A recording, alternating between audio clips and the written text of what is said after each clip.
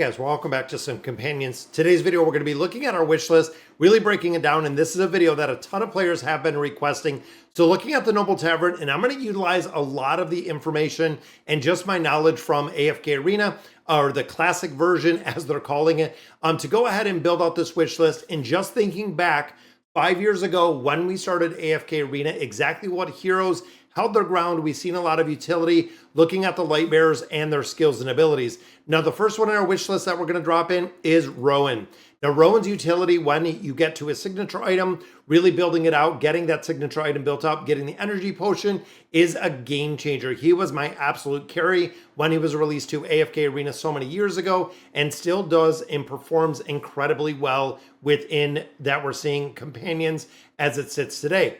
Now, second one we're going to look at is Rosaline. Now, the thing with Rosaline is any of your high damage dealers, so Chimera, anyone that she's going to follow, again, will do incredibly well in formations. I do like Rosaline, even thinking now, these heroes still have a lot of utility in the classic version, still doing incredibly well within this one. Now, another one that I like is Hendrik. When you think of Hendrik, he gives the ability to shield the target that would have taken fatal damage. That can leaps and bounds do incredibly well. But also when it comes to light bearer, you need a damage dealer. Now, I like Morrow, but overall, I do like Belinda. Now, the reason why I do like Belinda is she has the ability to buff up other people in the team. So not only does she do an incredible amount of damage, even thinking of Rosaline in combination with Belinda can do a very, very strong, very solid performance with all of those. Now, the last one, this one is more kind of up to you. Astrilda is a very strong buffer if you build her out. Morrow, of course, a little bit of crowd control, some damage there. A lot of players like Sonya. Now, the reason being, Sonya not only does a considerable amount of damage, Sonya also does a very strong protective aspect to the backline. So when you're thinking of this formation itself, if you're running Sonya with Hendrik, then you have Rowan, and then you have Rosaline and Belinda on the backline, this is going to do and be incredibly strong when it comes to light bearers. Cecilia, Morrow, Thane, a couple other ones could do incredibly well. And I know, again, thinking original AFK Arena, Thane was super broken with a plus 30 signature item. Haven't used him, haven't built him up in companions to see exactly how that really runs. But thinking again of a team that is running through Lightbearer Tower, this one will work incredibly well. Thinking of our Maulers, this again, kind of interesting to see the build and what they gave us. So first of all, Brutus. Now, Brutus is a hero that will do incredibly well with the base build because of his shield and his immunity. He can take an incredible amount of burst damage. So once you do at least get him to Elite Plus, you can go ahead and drop him out here. There's a lot of other Maulers that I'd look at that I would recommend building out of here, short of building him out. Because again, if you have him built out to just kind of a basic version, he does very well with the immunity. Even if you build him up to Mythic Plus, he still does very well with the immunity. Kind of one and done with him overall. Now, of course, once you drop out Brutus or building in conjunction to Scrag. Scrag is one that provides some crowd control, has a lot of utility, can't be crowd controlled himself, which makes a really big difference in there. But then thinking of the basis of the Maulers themselves, and it's interesting to see because when you think of Antandro, when you think of Salakai, when you think of even looking at Titus, these heroes, even though we're seeing them in companions kind of built together, they were released years apart from each other, which is kind of interesting because even looking here at Namisu in conjunction with Salakai, I would build out Salakai. Again, in the classic version, he doesn't have a ton of utility, but we're missing support heroes when it comes to the Mauler Tower, so it would be a good one to build in there. Then, of course, Crescio. Building out Crescio, damage amplification, he goes very, very high. So again, thinking of the team itself, just the Maulers, if you have Brutus, if you have Scrag in there, then you have Salakai in there with Crescio. That is going to be a very strong combination. Now, the other one that I like in here that a lot of players might not agree with is either Skarath, which would be for the 5 pull. If you're doing the Eron 5 pull, of course, Skarath will make a big difference when it comes to building him out, or building out Titus. Now, Titus is another one when it comes to building out both of these. Titus is one of the very few Maulers, and even looking here, that is going to provide an immense amount of crowd control in a bunch of different capacity, in a bunch of different places. They will do incredibly well. And you'll also notice that Maulers, even in companions, are by far the weakest faction that we're seeing. Unfortunately, again, it still seems to ring true. Getting into our wilder heroes. Now, these are the heroes that I'm building out. Starting with Iran. Iran in the 5-pole or the pole in general is super effective because you can place him where you want him to be. So you can move him around in formations. If you have someone like an Isabella, that is a very strong damage dealer, a Chimera, even a support hero that you want to burst down with Iran very fast, it will work, and it will work incredibly well. Now, Leica, very similar to what we've seen with Brutus. One copy of Leica will do incredibly well. She does a considerable amount of damage if you build her out, but only if you build her out. So looking at this one again, pretty interesting to see.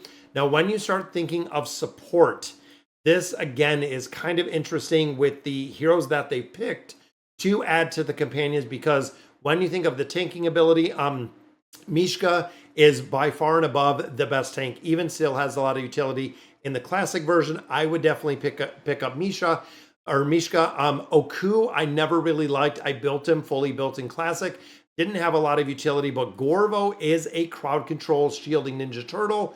And then, of course, for support, honestly, the only one you have in here that is straight healing is going to be Namora, but a lot of players do run Tassie for the banish and the crowd control. The sleep aspect between here works incredibly well. And again, building out Namora, you could go with it depending on what you're building, but I do like this dynamic right here. Just having the ability now. Cyrus, unfortunately, not seeing a lot of utility. Even Pippa, kind of RNG with what she does. A lot of players are saying Respin works incredibly well in the PvP aspect, but I don't like building out heroes and really focusing on only building them out for the PvP aspect. Now, Graveborn, this is another one where Chimera was a primary and has been a primary carry. Now with this, the question comes, we know Dali is talking about the boy that is strapped in bandages, which we know is Chimera's son, which is Damon. So Damon is coming from and coming into companions. Now again, similar to Classic, when Damon was released, Chimera took a backseat to everyone.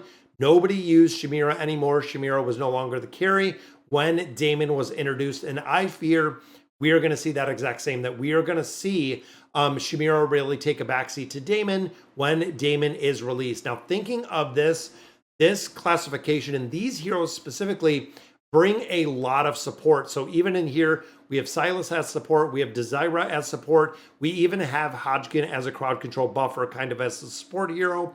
All three of them do incredibly well. Even looking at Silas with the immunity, the ability to buff the attack, going to make a big difference. And when you think of one of the most influential heroes that we had within the classic, it is Grez.